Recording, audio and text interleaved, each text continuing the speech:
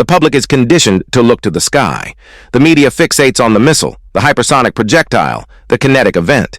This is a deliberate misdirection, a costly distraction designed to mask the primary vector of systemic attack. The real threat is silent. It is not a launch. It is a severance. CSIS reports confirm the strategic liability. The global economic and military order runs on a network of undersea fiber optic cables. These are the unprotected arteries of the system. The second vector is satellite blinding. It doesn't require destroying the asset. It requires denying its function. A ground-based laser, an orbital countermeasure. The kinetic cost is negligible, but the strategic paralysis is total. Every ship, every drone, every soldier is guided by a signal that can be unplugged.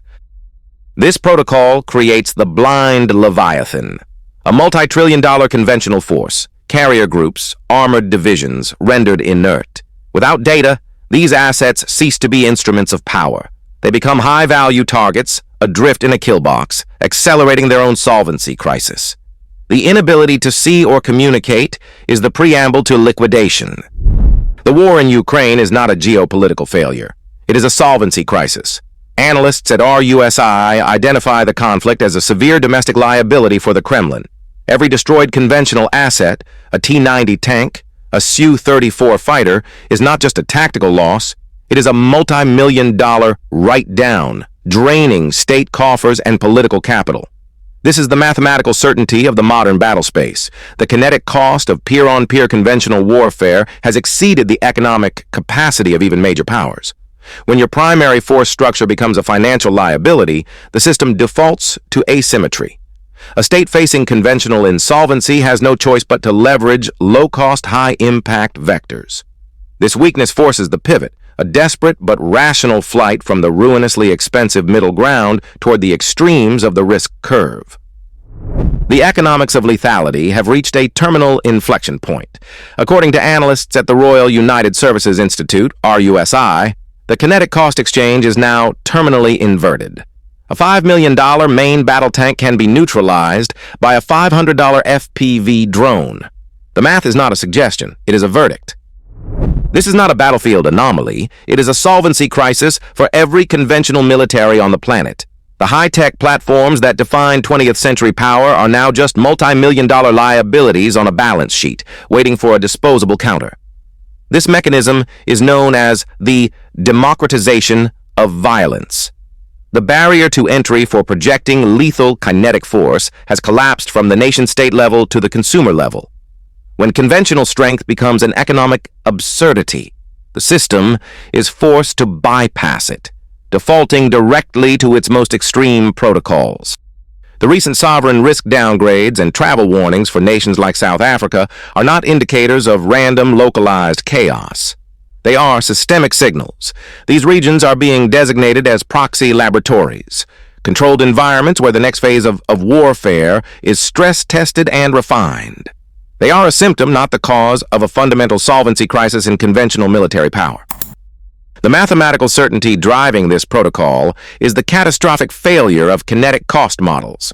A multi-billion-dollar naval asset is now a liability, vulnerable to a swarm of low-cost autonomous weapons.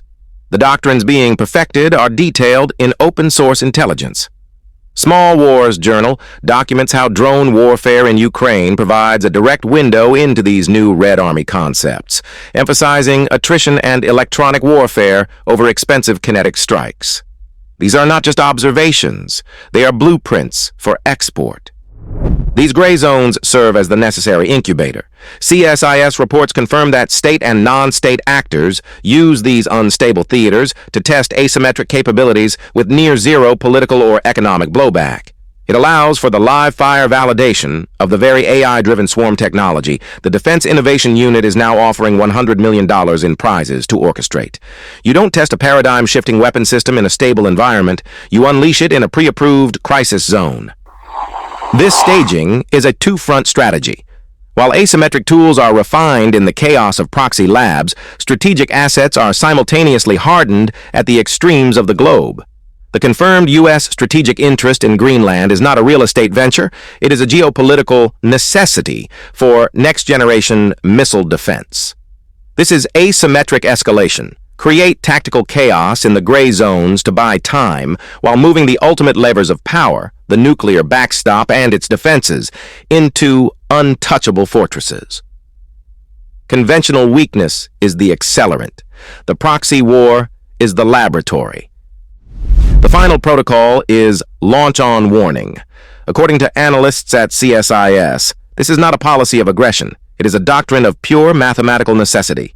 When a state's conventional forces face a solvency crisis, unable to absorb a first strike, the only remaining option is to launch retaliatory assets the instant an attack is detected, before those assets are destroyed in their silos. This is the nuclear backstop in its rawest form. The entire system is predicated on one fragile variable: accurate data. Enter the fog of digital war. A cyber attack, a vector with near zero kinetic cost, can blind the entire early warning satellite and radar network. The screens go black. In that moment, the commander is faced with a binary, protocol-driven choice. Is this a system glitch, or is the lack of signal a deliberate mask for an inbound kinetic strike? To wait for confirmation is to risk total asset liquidation. To launch is to initiate thermonuclear exchange based on a potential phantom. This is the dilemma. Fear becomes the final arbiter. The low-cost asymmetric weapon forces the commander's hand, not through a missile, but through a line of code. Conventional weakness has made the system brittle, defaulting its final decision-making process to a guess under maximum duress. This isn't a flaw in the system. It is the system itself operating as designed. It is an accelerant for thermonuclear risk. The institutional response to this solvency crisis has a name: asymmetric escalation. The system is now entering the testing phase. Before deploying kinetic AI swarms, as detailed in DIU's orchestrator program, a non-kinetic probe is required to measure systemic fragility. This is not a random act of chaos. It is a calibration shot. Within the next 12 months, expect a multi-day cascading failure at a Tier 1 asset. The target vector will be a major container port or a critical IXP data center. The public narrative will be a sophisticated, unattributable ransomware attack or a catastrophic submarine cable fault. This is not terrorism. It is economic warfare executed with the deniability of a cyber weapon. The objective is to quantify the shock to supply chains and financial markets, providing a baseline for the kinetic cost-benefit analysis of future operations.